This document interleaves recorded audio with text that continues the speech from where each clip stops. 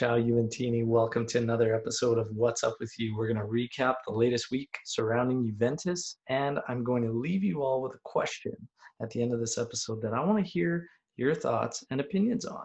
Check it out. All right, Juventini.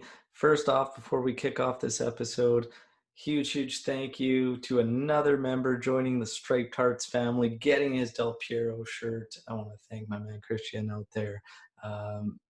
Again, thank you so much for the support, everyone, when it comes to Striped Hearts. Proceeds going to charities, and for the remainder of June, 20% off on all shirts with free shipping. So reach out. All right, let's get to the top of the week. Juve started off with a match against Bologna. In the 23rd minute, we scored on a penalty kick through Cristiano Ronaldo, and then Paulo Dybala scored a beautiful goal to make it 2-0. We went into a bit of a management in the second half, saw it through, but not before Danilo picked up 2 yellows in about 8 minutes, got himself a red card, leaving us without a left back to play, as DeCilio got injured in that match as well. So it made something kind of interesting. Luckily, we have Lecce on the horizon after that one. All right. Midweek, we get here, and this Arthur deal is apparently done. All right. So all the discussion is going on that they are possibly going to see Miralem Pjanic reach Barcelona for a medical, and Arthur could be in Turin on Sunday to perform his medical.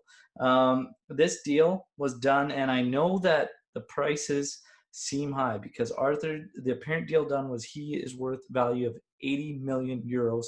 Pjanic being a deal complete around 70 million euros. Okay. And they're both going to be sales. Us buying Arthur for 80 million euros, Barcelona paying us 70 million euros for Pjanic.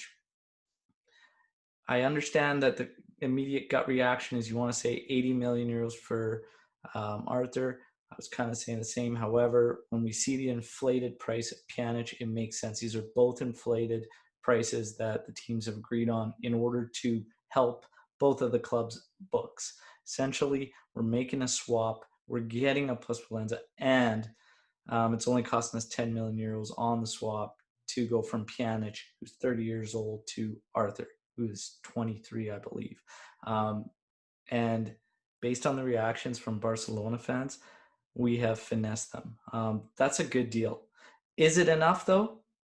In my opinion, no. Arthur is not enough.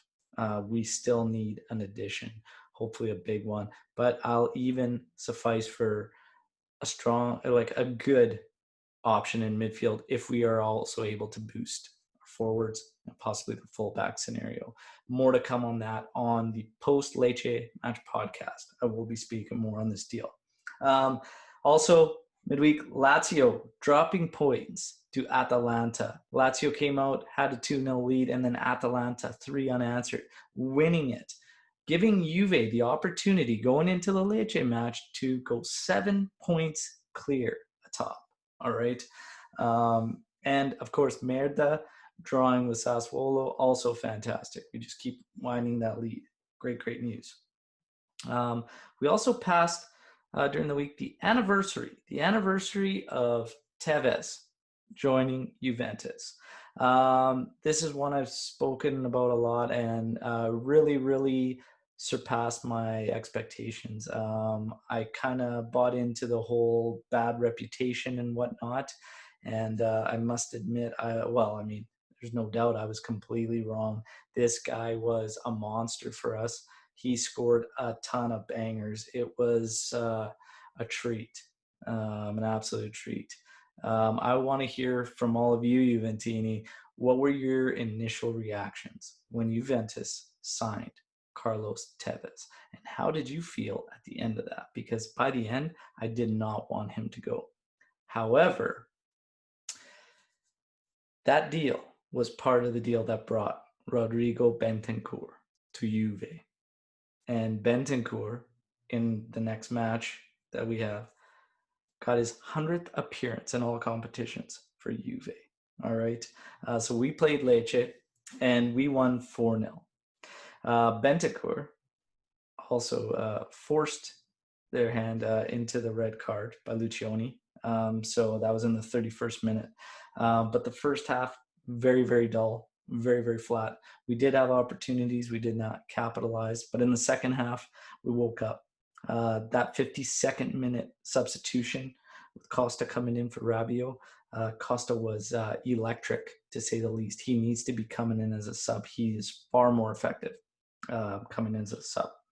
A minute later, we cause some havoc, get a turnover. Ronaldo finds Dybala. Dybala scores a beautiful strike, making it 1-0. 9 minutes later, Cristiano Ronaldo draws a PK, scores the PK. And then in the 83rd minute, Higuain, after coming in 6 minutes prior, scores on his return. And then Matthias de Ligt caps it off with an assist going to Douglas Costa. 4-0 Juve, 7 points clear, waiting to see how Lazio fares in their next match. Now, speaking on Bentancur, I want to touch on this Arthur deal, and I want to finish off with everyone's thoughts on this deal and where we move with Pjanic now. Okay, the stats were very kind to Pjanic in this Lecce match. Okay, but I just can't help but feel if this deal is done, and we had a player that was struggling prior, just not finding rhythm, and we had Bentancur thriving. If this deal is done, there's no doubt in my mind, it is time to hand over the keys to this ride to Bentancur and allow him to move us forward. Pjanic can be used to give rest in a condensed schedule to the guys, but it's time to buy in and have faith in Bentancur and let him continue to do what he's doing. He's playing fantastic. It's time to just hand over the keys, let him have it. Pjanic, there's no doubt in my mind, is going to be checked out. I don't want to put faith in that. I want to hear what you all think about that. Is it time to hand over the reins to Bentancur and let him run this midfield? Get at me. Drop your comments in here. Reach out to me on Twitter @AllJuveCast. I want to hear your thoughts on essentially everything that we just recapped and what we've gone through this past week. And don't forget to check out the All Juve Cast for the post Lecce match podcast, where I will be having another first-time guest, and I just love when that happens. And I've got some fun new segments for you Juventini to check out, and for all my future guests, we're going to have a lot of fun moving forward.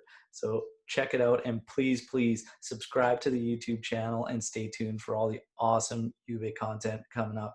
And there's a big announcement coming next week. Stay tuned. As always, Forza Juve, fino alla fine. Ciao.